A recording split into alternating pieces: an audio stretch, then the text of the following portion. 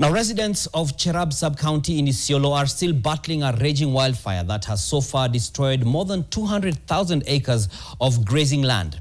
The residents say they have been trying to put out the fire for 7 days now in vain, even as they accuse the national and county governments for neglecting them.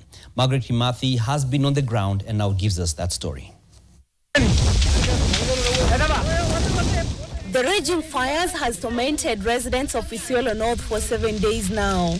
With smoke billowing in the sky, the residents have been left with no choice but to watch helplessly. However, local administrators have mobilized 20 youths to put out the fire. We begin our 20-kilometer journey from Al-Kagala by foot to access the affected areas. They're using twigs and shovels to scoop soil, which they dump on the edges of the fire. When they reach areas with huge flames, they retreat.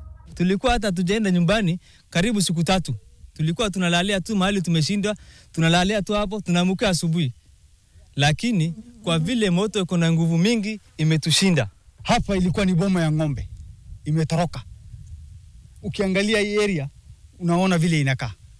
Mifugo yote sasa ilikuwa inataka irudi pande hiyo ya strategic borehole. Sasa hii hakuna malisho, it is almost out. The fire, which started on Friday last week, was linked to an attempt by herders to fight tick infestation in the expansive grazing lands.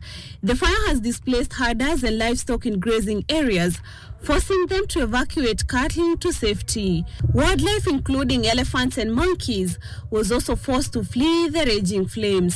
Juu ya moto, hakuna ile gombe hapa karibu.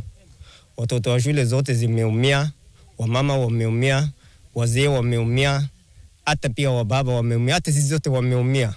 Hii moto tumeletea shida kubwa sana upande zetu za hapa Cherab. Hii moto it has taken two direction. Kuna yenye nelea upande wa location ya Korbesa, saa hii kwa upande wa Malakagala, lakini it is heading toward Basa location. Na kuna ingine imeenea upande wa Matarba location, saa hii kwa mahali inaitwa Saleti. According to residents, the fire has been worse since 2020, when thousands of acres were also destroyed in a fire that lasted for 4 days. They say the current fire has already destroyed pasture that would have lasted them 3 years even with failed rains. The 2020 fire preceded a drought after the rains failed, with residents fearing that the same fate might befall them again. Usaidizi ndege, yani simamoto. Hata ukianza leo unaweza kusaidiana na sisi. Pia sisi tutatakikana chakula saa hii. Si ukame zimekuja, ng'ombe zimeumia. The issue to all authority concerned, na mpaka sasa we didn't receive any response. Kwa hivyo tunaomba usaidizi. Hata vijana wetu wamejitokea, wamegangania ile kiwango wanaweza, lakini wameshindwa.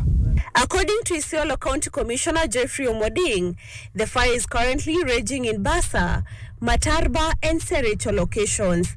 The Kenya Red Cross, through a report, said the situation remains active, with attempts by a multi-agency response team and the community establishing fire breaks to contain the fire turning futile. The organization, however, added no injuries or displacement have so far been reported.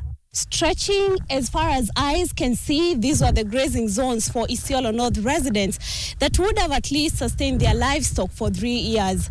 But now their hopes have been shattered after raging wildfire reduced their pasture into ashes. Margaret Kimathi, NTV, in Cherab, Isiolo North constituency.